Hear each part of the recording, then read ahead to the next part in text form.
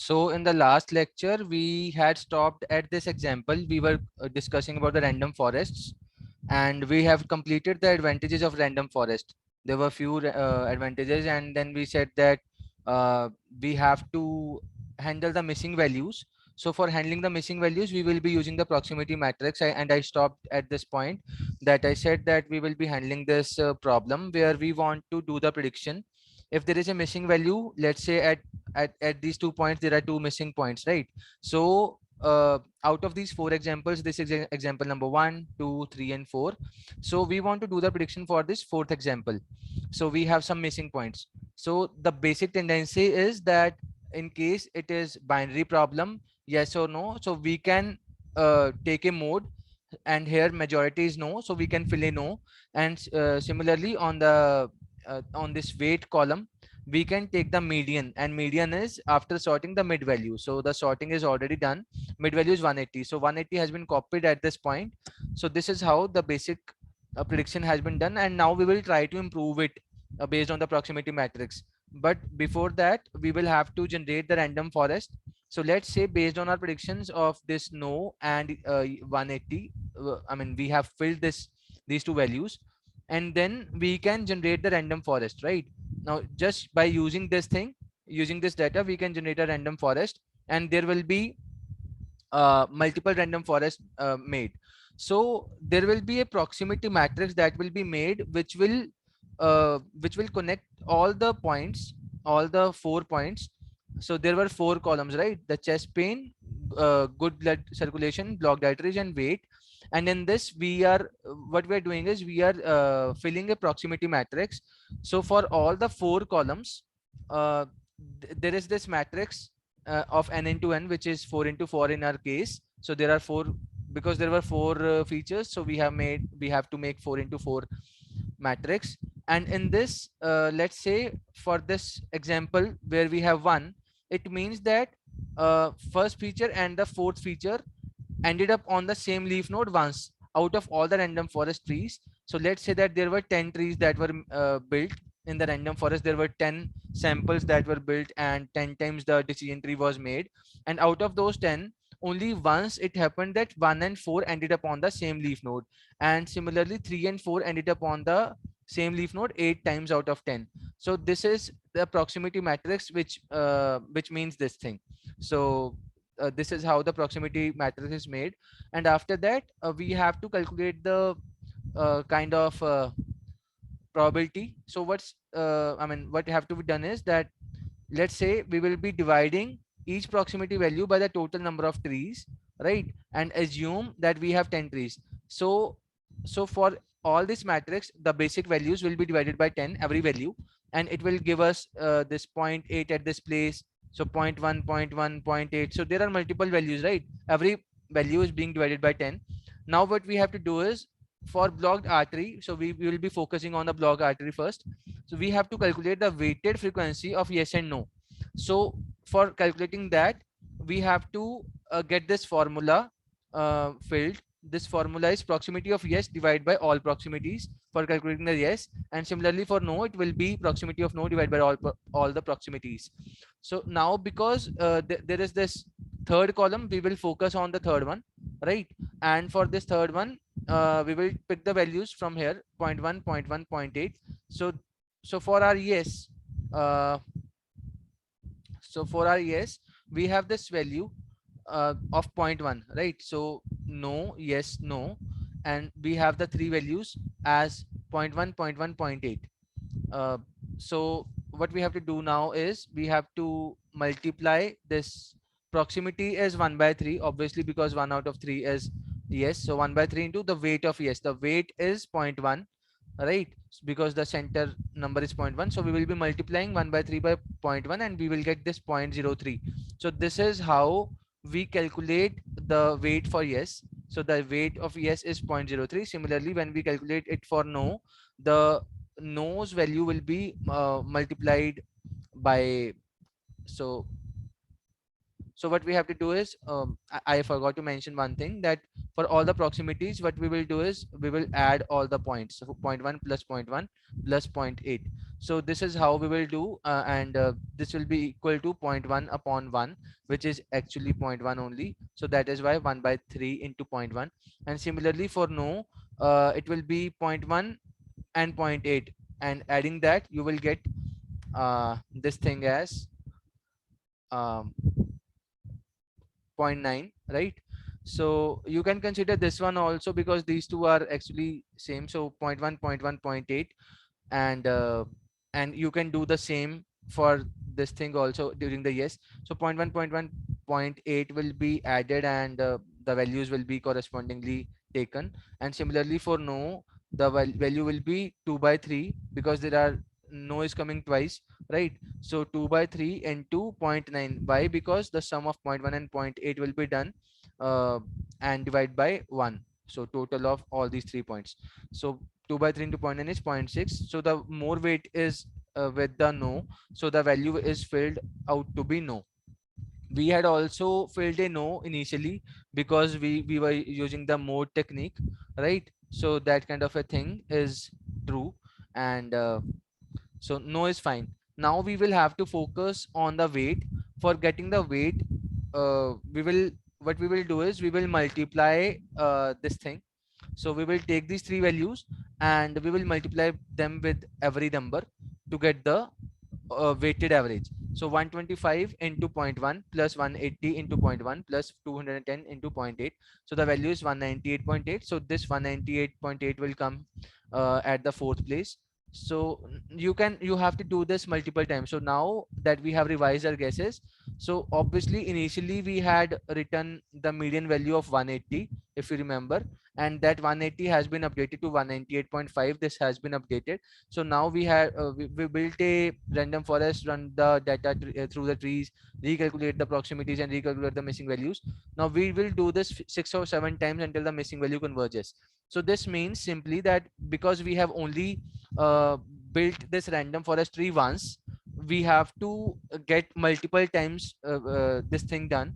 So random forest will be generated multiple times, the samples will be calculated multiple times, and based on that the prediction, once it reaches convergence means that again and again 198.5 will come, and then only we will stop. Let's say out of 7 or maybe 10 attempts, in the last we are getting 198.5 multiple times. So it means that because same number is coming again and again, the value has converged. So that's how we will fill the missing values, or we will update our random forest using this proximity matrix.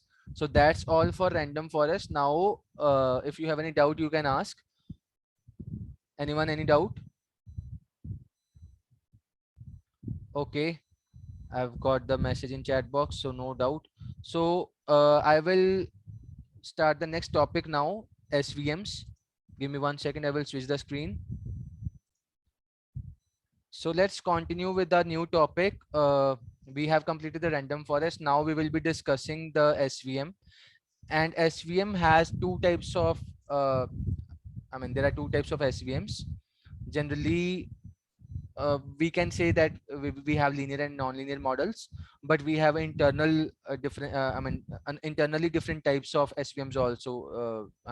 We say it as hard SVM, soft SVM. So we will discuss them once they will come. So in this lecture I will try to complete the linear model, and in the next lecture we will try to cover the uh, non-linear model. So continuing with this topic.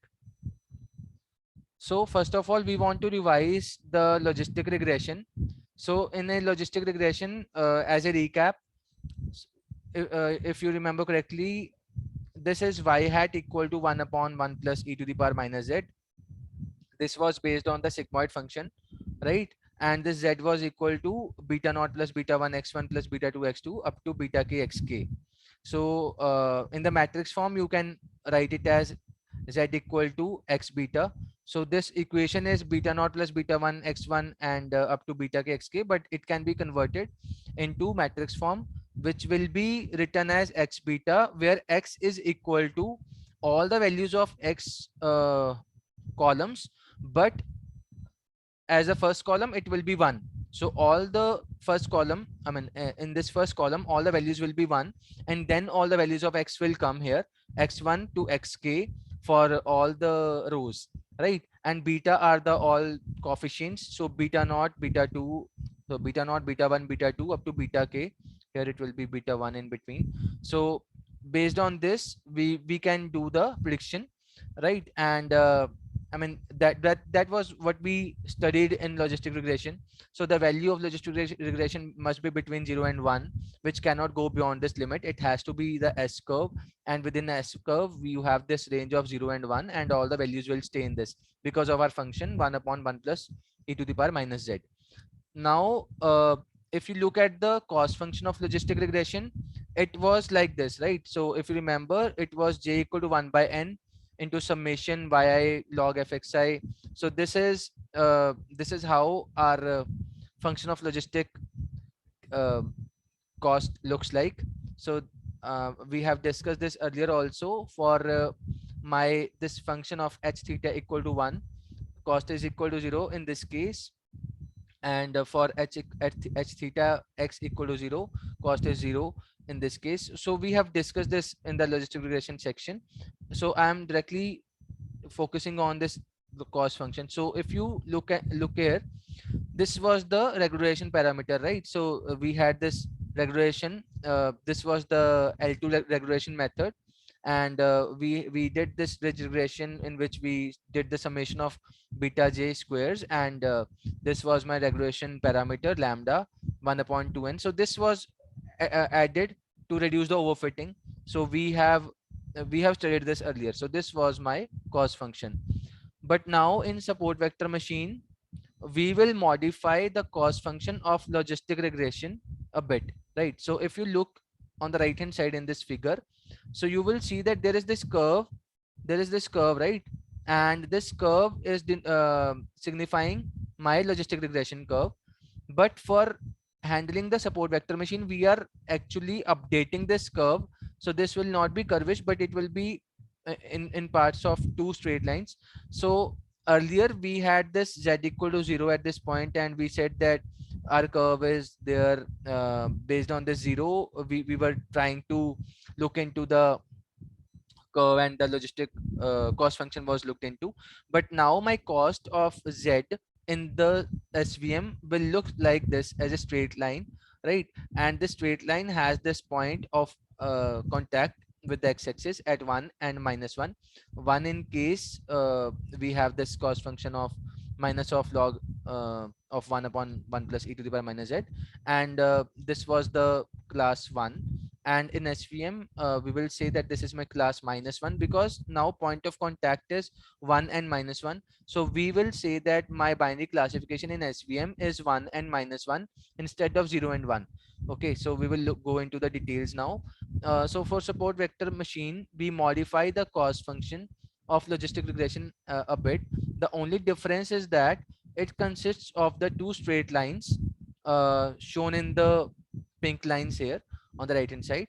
So one which is flat and the other which is a straight line, right? So this is a flat line. So this is my flat line on the base, and this is straight line which is going in this direction. And it is quite close to the curved cost of logistic regression. And you can see clearly that the curve and this line are very close to each other. So let these cost of y equal to 1 and y equal to 0 be named as cost 1z and cost 0z. So what does this cost 1z and cost 0z mean? It means that it is the cost of my class 1 and class 0 prediction, right? So now for calculating this SVM cost function, the cost function of support vector machine is modified into this form, where we will say that j is equal to summation yi cost 1z 1 minus yi cost 0z. So what is this cost 1 and cost 0z? Can anyone tell me? So what is this cost 1z and cost 0z? It means that cost 1 is cost of labeling to 0.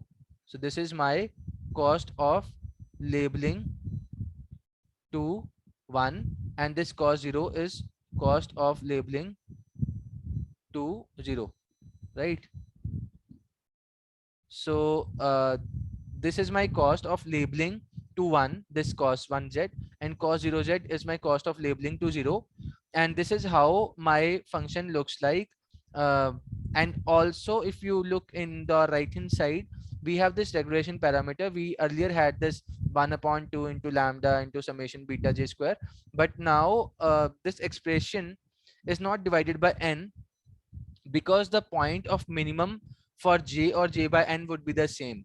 So if you calculate this thing, the point of minimum will be the same if you do it for j by n or j. So that's why divide by n has not been done in this case. So now the value of lambda controls the relative weight between the training set error, so the cross entropy loss and the regression factor. So this lambda which was here, now it is controlling the relative weight between the training set error. So this is the training set error, right? So this one is my training set error, or we can say that this is my misclassification error, right? This is misclassification error. And on the right hand side we had this thing, the regression parameter. So now those, so instead of this lambda which we used earlier, we will use this parameter c, which is a constant in svm, such that it is just different way of representation. So it looks like this.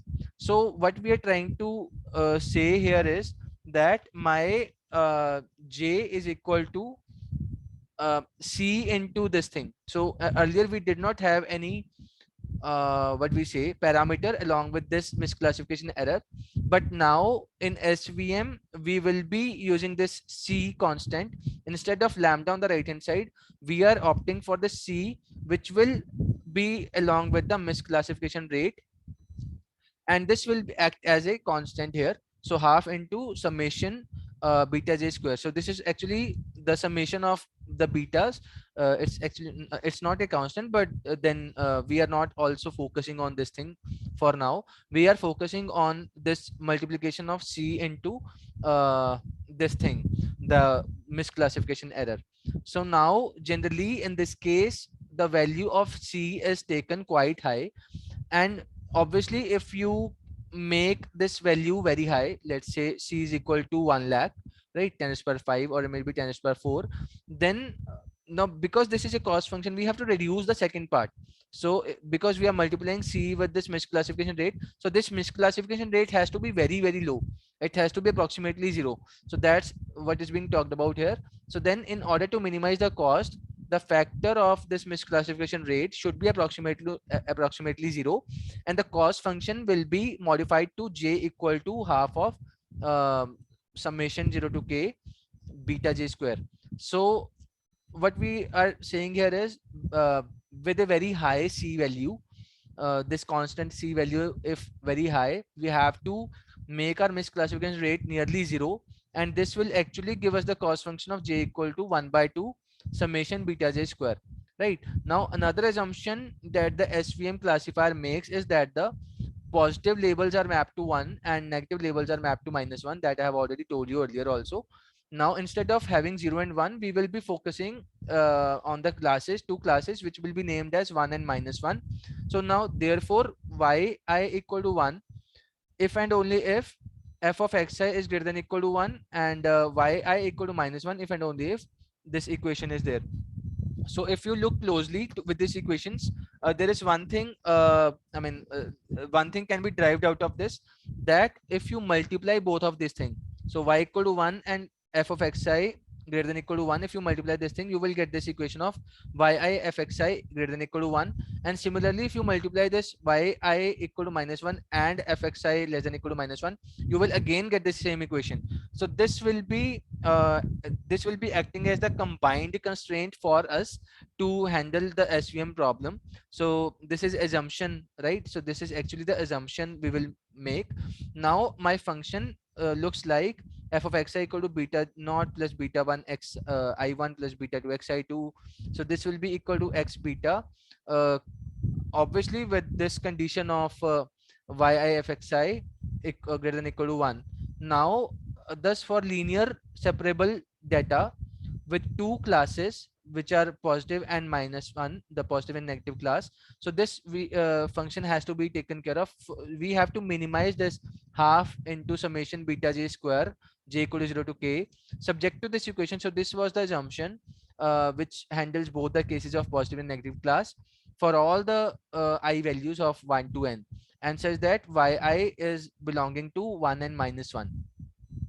So now once we find the value of beta with some optimization technique, and optimization techniques we have discussed the gradient descent in the past. So stochastic gradient descent is there, Lagrange multiplier is there.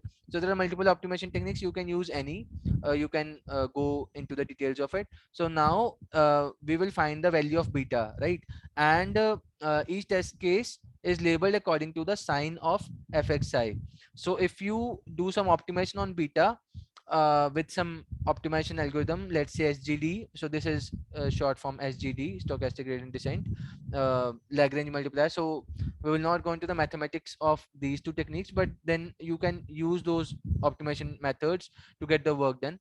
So this label of I will be equal to sign of this equation. So the actual sign, actual label of -1 or +1 will be given by this equation. So this variant of SVM is valid for linear separable data.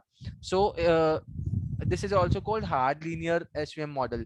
Now because we are actually building only the straight line based linear model, and we are trying to fit the linear regression line, kind of working with that kind of a line which we had handled earlier during the logistic regression also. uh, but then this is how the intuition looks like. So let's say that we want to make some separation between these two classes. So this is class 1 and this is my class 2, these x and circles. So which one is the best line? Can anyone tell me?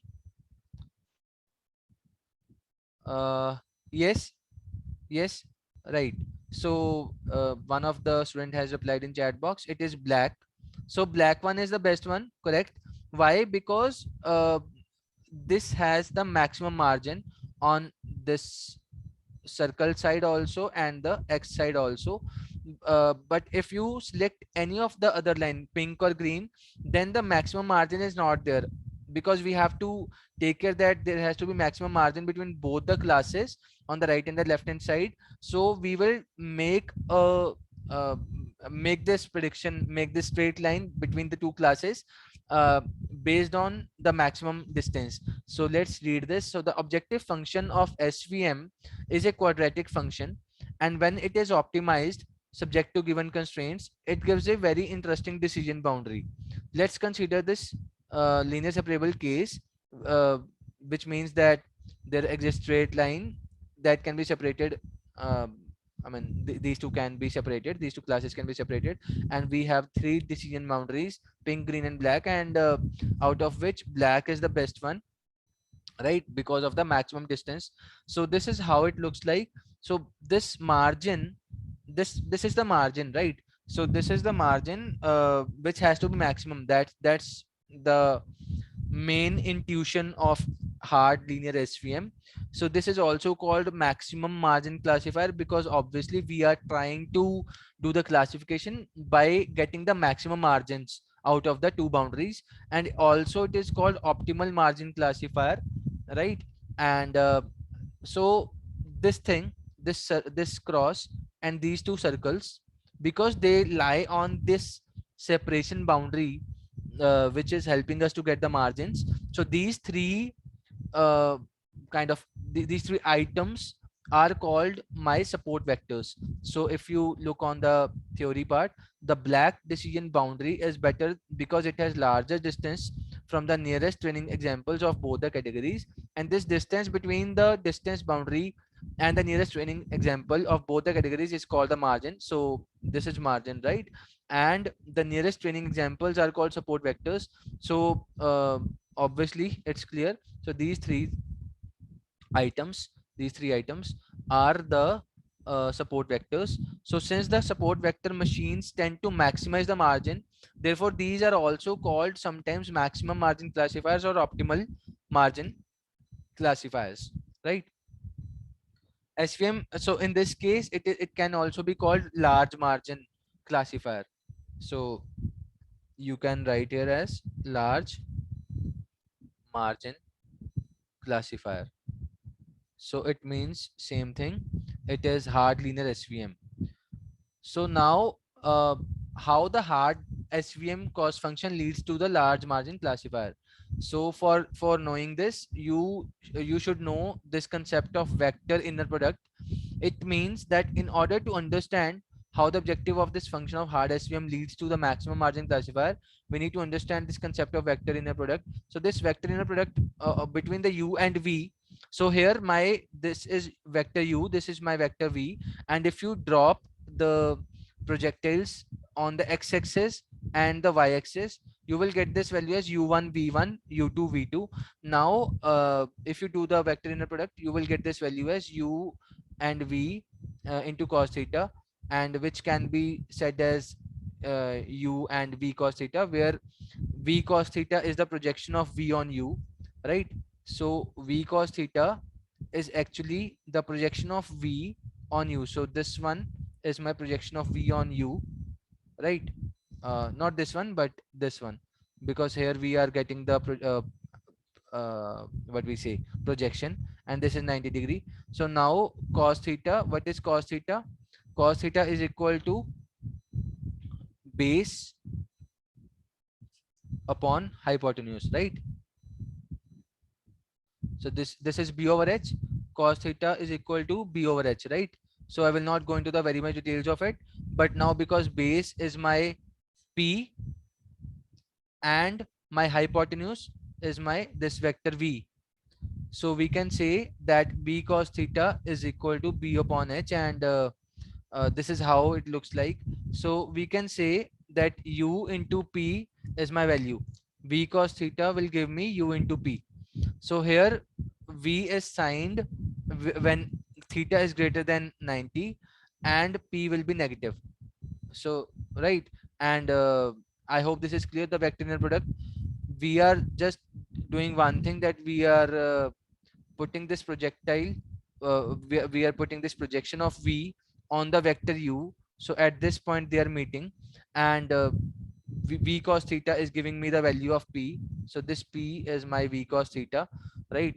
And that's how we can solve and get the products. So now this large margin classifier function, so we know that for the hard SVM cost function, it can be, it is equal to minimize this j beta, and it is equal to 1 by 2 into summation beta j square 0 to k, which is subject to this condition, and we have these two values which has to be there. Now just for simplification, we will consider k equal to 2, right? So if we put this k equal to 2, we will get the equation of j beta equal to so beta 1 square plus beta 2 square, which is equal to this thing, right? If you solve it, it will give you 1 by 2 beta square subject to these two conditions, and this is how it will look. So if you plot it on this thing, this is my projectile, so this is my vector beta I, right? And in this case it will be beta 1, and beta 2 will look something like this. So if you solve the same thing here, you will get the value. Now we know, because we have to do this thing xi into beta, the projection of xi on beta vector into b. So I mean, earlier we have seen that thing vector inner product, and based on that same theory, we can say my projection of xi on beta vector is equal to pi, and into b into this beta will be done. So therefore, the constraints can be reformulated into this thing. So pi into beta greater than equal to 1 if yi is equal to 1, and pi equal into beta less than equal to -1 if my yi is less than equal to -1. So these were the conditions, these were the constraints. Earlier we have discussed this thing here. So this is how it looks like. Now let's consider this thing. So now let's consider we have to find the decision boundary for the data shown in the figure. So this is how it looks like. There are the there are three x's here. There are three circles on this side. So we have to work with this thing.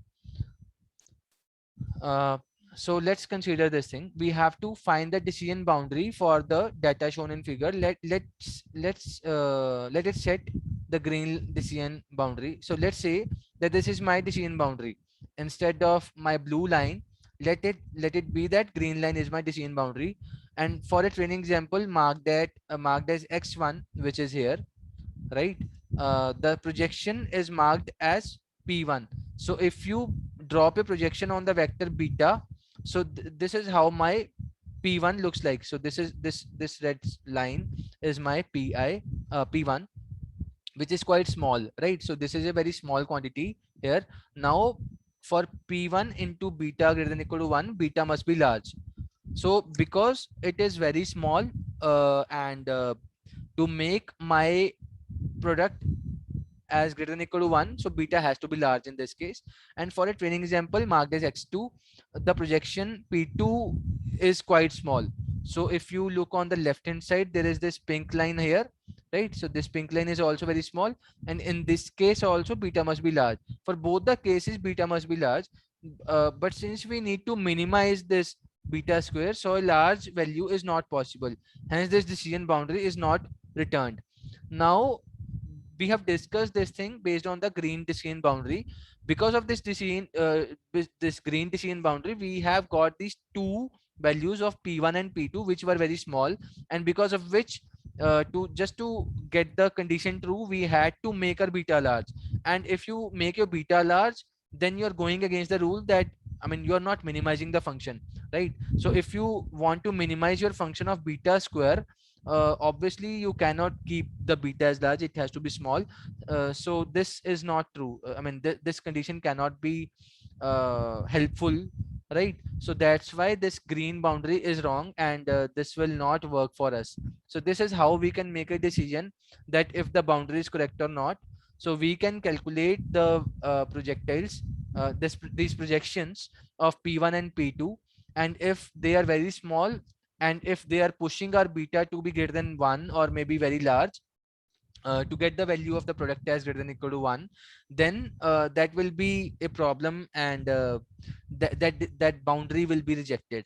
And for the same thing, if you do for this I mean, if you do it with this thing y-axis, then obviously your projections will be quite greater than the previous version. So if you, let's say, drop it here, right?